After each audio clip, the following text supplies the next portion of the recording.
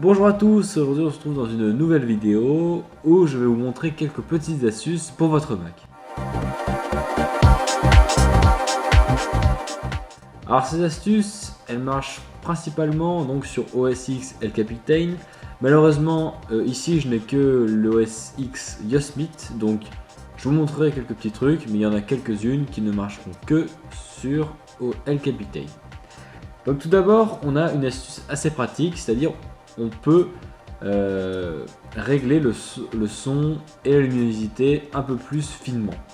Donc en gros, ce qu'on peut faire, c'est que quand on appuie sur Alt et Shift en même temps et qu'on monte le volume, et ben on voit ici qu'il y a justement plus de précision pour monter le volume ou le descendre.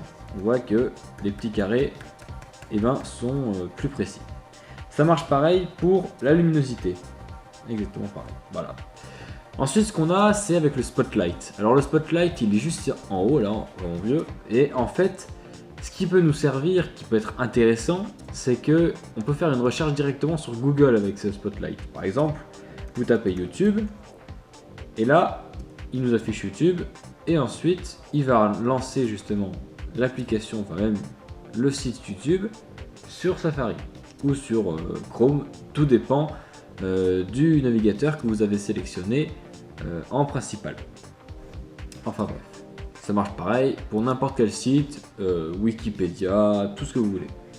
Ensuite, on a une autre petite astuce, c'est avec les emojis. Alors ça, c'est vachement pratique parce que sur Mac, généralement quand on a un Mac, on ne sait pas trop qu'on peut justement utiliser les emojis sur celui-ci. Donc ça, pour tester, par exemple, on va aller dans Notes, comme ça va être bien pratique. Alors, ça marche dès que... Alors, en gros, cette petite astuce marche pour n'importe quel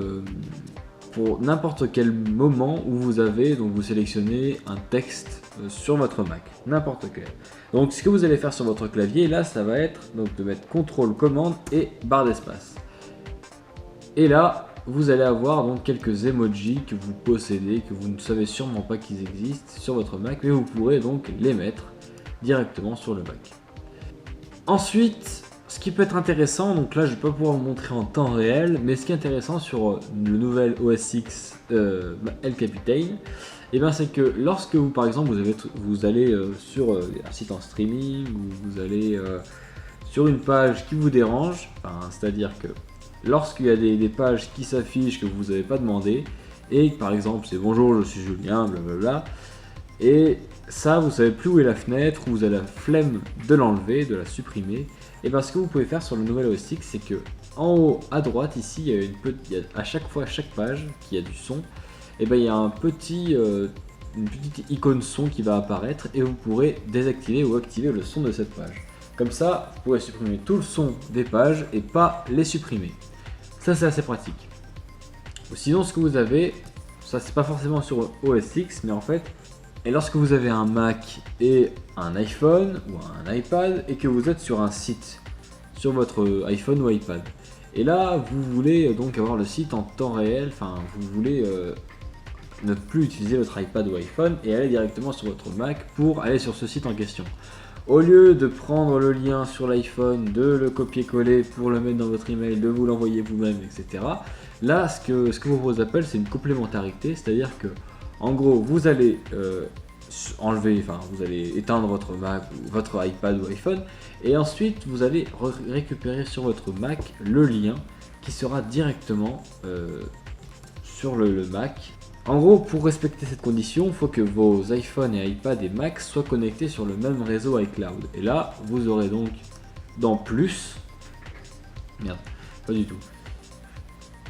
Et là, vous aurez donc ici même, là, je ne peux pas vous montrer parce que je n'ai pas d'iPhone. C'est un petit souci, mais j'ai bien vu sur les sites qu'en fait, lorsque vous cliquez sur cette icône ici même, et vous pourrez donc ici, là, il y aura tous vos sites qui seront affichés, que vous avez visité ces derniers temps sur votre iPhone ou votre iPad. Alors je vous ai présenté quelques petites astuces qui j'espère vous aura plu et vous aura servi, même si c'est des toutes petites astuces qui sont pas très utiles, mais c'est toujours intéressant de savoir ça. Donc voilà, j'espère que la vidéo vous aura plu, que j'aurai été clair dans mes explications.